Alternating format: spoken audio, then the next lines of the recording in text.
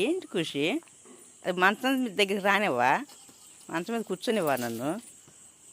ఏం చెప్పి నీ బాధ ఏంటి అసలు? నన్ను మంచం దగ్గరికి రానివ్వేంటే? నువ్వు దిగు. మంచం నీదే నాదే?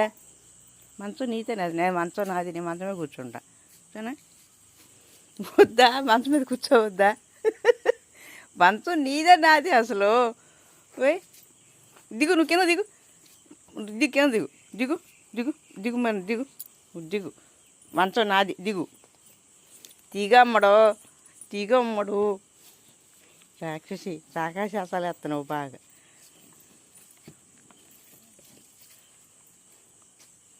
అమ్మయ్యా, ఆ ప్లేస్ వచ్చేసింది.